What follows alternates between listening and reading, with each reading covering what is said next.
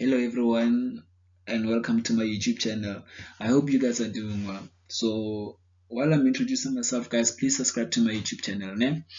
I'm not a lecturer. Ne? I'm just a law student who passed this module with 95%. Ne? So guys, I will be sharing the experience and then how I used to answer summarizing a case. Ne? So guys, checking when I was taking previous memorandums, ne?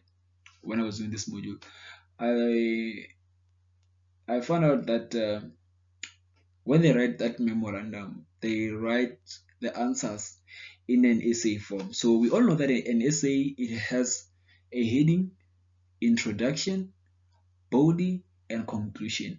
So even me, when I was answering how to summarize a case, I used to use that method. Ne? So I'm going to share it with you guys. So stay tuned for more. So guys, okay guys, let's start with the first point. The first point is heading. The heading, you can write the name of the case. So the name of the case obviously is there on the question paper. You can copy it and paste it. Make sure that you write it in full, or you copy it in full. Ne? Copy it and paste it there. Paste it there, I mean to say. And then we move to the second point. When we're moving to the second point, you should skip a line and then write introduction. Then under introduction, we are going to write introduction. Ne? So guys, when we are writing introduction is in a paragraph form. I have never seen an introduction in a point form, so we are going to write it in a paragraph form. Ne? So you can say the first sentence, ne, can be case citation. Case citation is the name of the case. So as I said, you can copy it and paste it there. And then the second sentence is going to be parties involved. Parties involved, you tell us who is the defendant and who is the plaintiff. Brief facts. Brief facts is more like telling us why is the plaintiff taking the defendant to court. Yeah? So type of a court, that is a third sentence name. Type of a court. So you're going to tell us the court that have heard the matter, meaning that you're going to tell us the court of first instance, ne, until to the last one, if there was any appeal made. Because of when someone is appealing, which means that there's been two or more than one, which means that it's going to be two courts, maybe the higher court, Supreme Court, or maybe even the Constitutional Court. So if it is a case whereby it was heard at a higher court, so you should tell us that it was heard at a higher court. And then if it was also heard at Supreme Court, you should tell us about the Supreme Court. And then if it is Constitutional Court too, so you should fill us in. And then the history of the case, that's where you're going to tell us that this case was heard at what higher court, this case was heard what Supreme Court, this case was heard at what Constitutional Court, if there was an appeal. So if there is no appeal, obviously you're going to name one court, name, and then date and the judges. That is the fourth sentence. So there are dates there and the judges in the case. This one is simple. So guys, you skip. So guys, on this one, don't mind that thing of body in the brackets. Do not write that one. You can just write summary of the facts of what, or maybe you can copy that subtitle from the question paper, if maybe I made a mistake or what. So guys, before we get into this too much, here are some few points, some few hints that I got from the study guide. The first hint is that judges usually include a detailed discussion of discussion of the fact before the judgment. So obviously, before a judge make a ruling, they should gather all the evidence that was presented, arguments, the points, the legal points, and then after that they can make a ruling. They cannot just make a ruling. So those are the things that you should be showing on this part. Should not be well detailed. When it said that it should not be well detailed, it means that it should not include conclusion. You should not reach a conclusion, or you should not reach a judgment. So which means that judgment, it has its own part. The conclusion, it has its own part. So on this one, you are just only going to tell us about the evidence presented, about the argument, legal points. That's what you're going to tell us, to tell the lecture. I mean to say, you must read the whole judgment in order to get all the facts. Guys, I repeat, you should read the whole judgment, because if you do not read the whole judgment, you're not going to know what is the judgment all about, and then what were the legal points, or maybe the argument or the evidence presented. So it is you should read. It is very important to read that case and understand it. Né? So the first point that is going to help you to write this summary of facts, and then this summary of fact, it should be written in a summary. I mean to say it should be written in a paragraph form. So here's the first point to help you how to write it. Include a summary of pertinent facts and legal point raised in the case. So those are, yeah, that's one of the things that I just said now. It should have some arguments from both parties, legal points from both parties. Because of the plaintiff is going to say this, and then the defendant is going to say this, and then those are the legal. They are going to state the legal points and argument. So 7.1 says that show who told or is suing who. So on this one, you're going to tell the lecturer who is the plaintiff and who is the defendant, and then who took who to court, and then on what grounds, based on what is state on what grounds, what happened in the lowest court until the last one. This one will apply to the cases whereby you can hear that there was an appeal that was made. So you are going to start from the court of first instance until to the last one that you see on the case, if there was any appeal made. So the fourth one, indicate if it is a civil or criminal case, and relevant evidence and argument presented in court to explain who did what to whom and why the case was thought to involve illegal conduct. Illegal conduct is breaking the law. It's more like breaking the law. So I do believe that this last sentence or point, it does explain everything about summary of the facts. Because of if you do not indicate if this is a civil or a criminal case, you did not even explain the case. So you should explain the case. Is it a civil or is it a criminal? So guys, on this one, I do believe that ILW 1501 is going to help you guys to know if it is a civil or a criminal, and along with SJD, social dimension of justice, is also going to help you guys to know if this case was, if you cannot find it in the case. And then by doing that, what is the relevant evidence and argument presented in the court from both parties to explain who did what to whom and why the case was involved in a legal conduct. So guys, again, okay guys, here's a hint. Everyone is protected by the law. When someone violates the other person's right, we can use the law or act of the constitution that is relevant to that right that is being violated. So guys, we all know that everyone has a right, and then when someone violates it, so when we are going to the court, we can show that this person violated this person's right, ne? by pulling out or by showing using the constitution. So I mean to say, on this one you should show the act.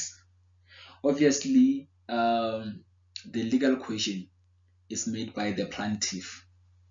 Always the legal according to how I understand it, the legal question is made by the plaintiff, because if the plaintiff is the one taking the defendant to court.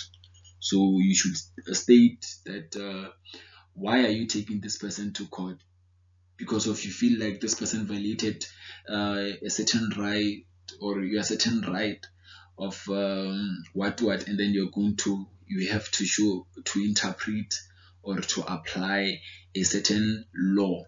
Ne? So the first point state that an issue regarding the application or interpretation of law, as I stated, that when a right has been violated, there should be a law or an act that interpret or should be applied. Ne? Second one state that is an issue regarding what is the relevant in law. An issue regarding what is relevant to the law. So which means that a legal question should be relevant to the law, should be relevant to what you are saying. If a person has assaulted someone and then to a certain point that person nearly killed that person, and then that person try to take that other person to court and then say that this person, I want him or her to be arrested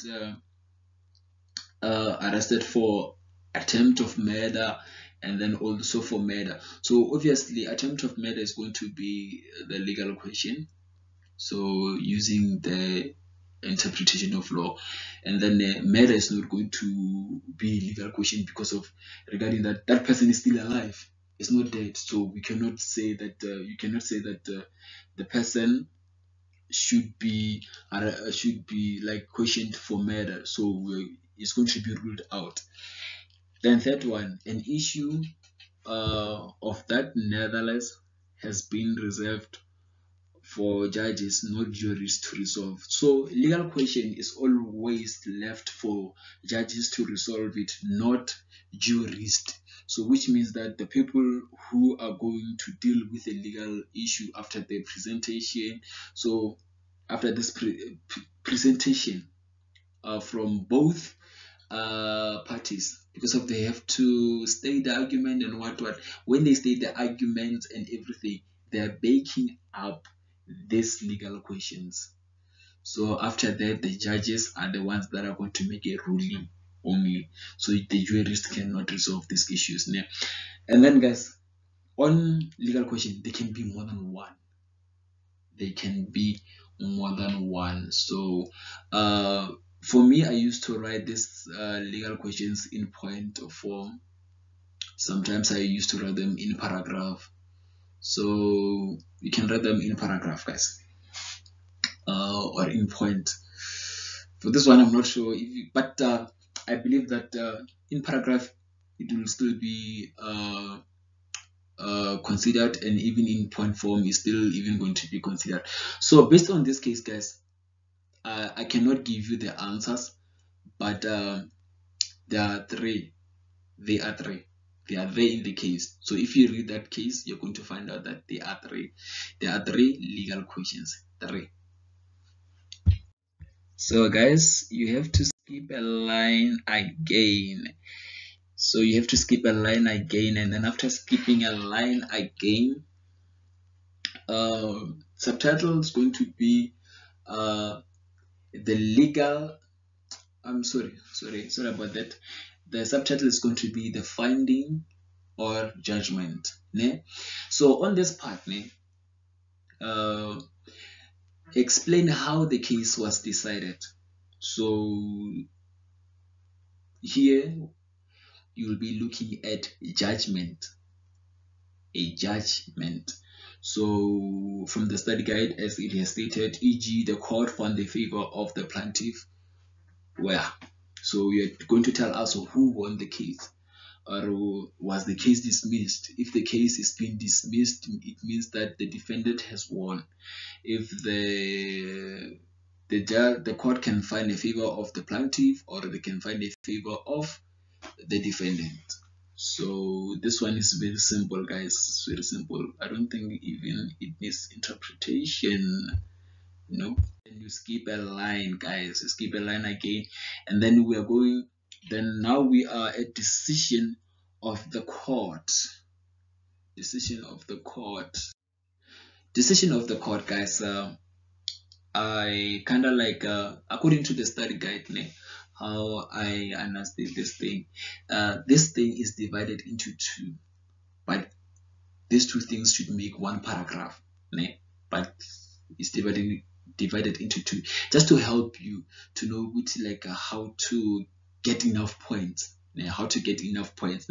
So let's start. But remember, it's going to be a one paragraph. It's going to be a one paragraph. I'm not good with Latin words, guys, so bear with me. Ratio, yeah, that word refers to the reasoning of the court's finding. So there should be a reason. There should be a reason. Always when a judgment is being passed, the court has to reason why are they saying that you are guilty, or why are they dismissing a case. So if you read that case, you're going to get those reasoning of the court. So the reasoning of the court always obviously is going to be made by the judge or the judges. So we move to obiter dita. Yeah, I think I pronounced it very well. Remark made in passing by the judge. So every case, it has remarks made in passing by the judges. So by the judge or the judges, depending. And then which are not specified legal questions. Like I said, guys, still remember when I said that someone assaulted that person and then nearly killed that person, but that person is still alive. And then when they go to court, that person state that I want this person to be found guilty on attempt murder and then on murder. So obviously they're going to rule out murder because of that person is still alive. So when they rule out that murder charges, they're going to state. So when they rule out that legal question, they're going to state why are they ruling it out. So we can regard that matter as legal question as one of not specified legal questions, and then address this in the judgment. So they're going to address why don't they see it as a legal question. They won't just say that is not a legal question, so we cannot take it. No, they should explain why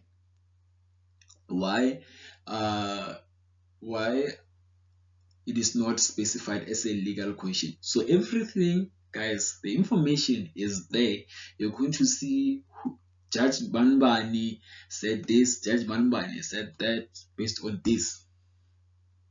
So I believe that we are done, and then now we can move to.